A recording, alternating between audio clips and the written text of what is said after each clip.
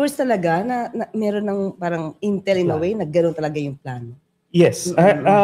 Nung pinag-aaralan namin to, inimbisigahan namin ito, ang unang galaw nila na patalsikin si President Marcos happened as early as January of 2023.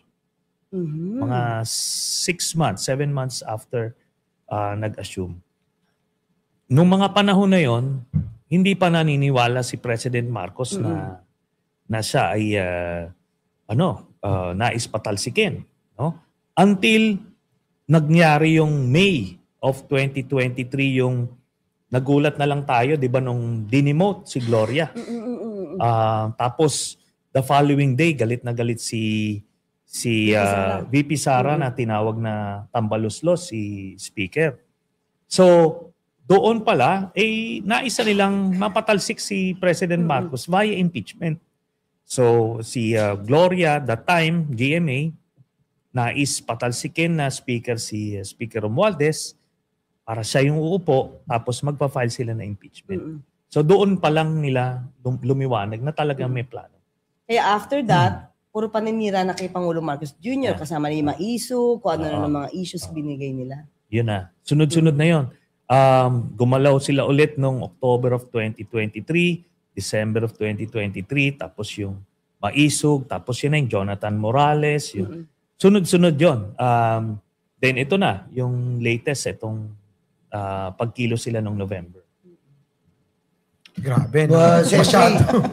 Grabe. Sentry, sa tingin niyo po, yung kababanggit niyo lang, ba't kaya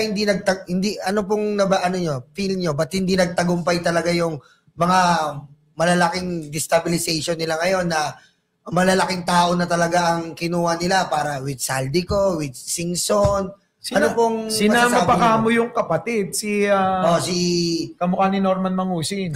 Si Mangga, si Aimee. Ano pong masasabi niyo? Siguro, various factors. Unang-una, in-overestimate nila Duterte yung kanilang influensya sa military. Ang pakiramdam nila noon, lalo na nung nandito pa si Digong, na one click lang daw pag sinabi ni Duterte na sama kayo sa akin, umaklas kayo, aaklas. Sinubukan niya yan nung October of 2023, yung nanawagan siya na i-audit nyo yung Kongreso, ganyan. Tapos, nung Maisog, gano'n na. January 2024 yun naman yung nagsalita siya at nanawagan na siya. Basically, niliwanag niya na nandirito na ako. Kinausap nila ang liderato ng AFP. Kinausap nila para kumalas, mag-withdraw ng support. So, in-overestimate niya, pero ang loyalty kasi ng AFP is sa Constitution at dun sa duly constituted authority, yung Commander-in-Chief, na si President Marcos. Nung nagretiro na siya as President, as Commander-in-Chief, hindi niya nabit-bit yung loyalty as he expected. So na-overestimate niya yon. At the same time, na-underestimate din nila si President Marcos. Ina-assume nila na weak leader, na susuko lang, bibigay. So yun ang two major factors na I think na kung bakit hindi nagtagumpay yung mga galaw na yun. Former Senator Antonio Sani Trillanes IV. Sir, para sa iyo, ikaw dati kasundal. At ikaw po ay dating sundalo. Yung katapangan ninyo nakita ng bayan sa mga ginawa nyo pong pag-aaklas laban noon sa gobyerno.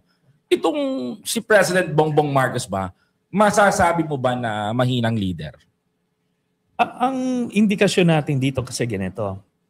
Yung sinasabi nila sigurong weak leader dahil nakita nyo siya, malumanay siya. Diba? Hindi siya nagmumura, hindi siya nag-ano. Pero alam nyo yung desisyon na hayaan makulong si Duterte, ay ano yan? It takes a lot of guts to do that. Ando doon na tayo na hindi niya desisyon yan yung na ipakulong siya kasi ICC independent yan. But still, doon nila nakita. Asa na ngayon yung nagtangkang magpatalsik na sabi nilang strong leader, siga, at nasaan yung sinasabing weak Weak leader. leader. So, tignan natin yung actions more than the words. Di ba? Isa, pamura-mura. Di ba? O tapos nung hinarap na sa ICC, medyo di ba? Nawala na yung tapang.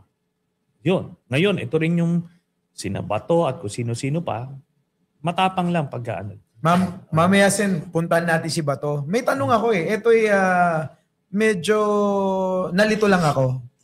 Ang mga DDS kasi sinisisi si Pangulong Bongbong. Samantalang kayo yung aminado na nagpakulong kay Digong.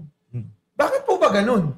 Diba, kayo umamin at noon pa man marami nang nagsasabit na ipapakitang ebidensya na hahabulin nyo siya, sila, kasama si Bato, Bongo, Sara at iba pa.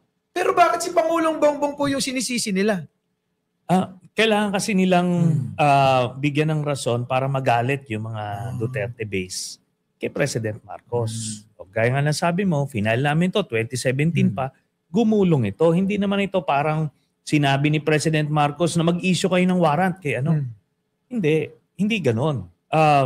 Kusang nag-issue ng warrant yung ICC base sa ebidensya na kalap nila at dahil doon, dinaan sa Interpol.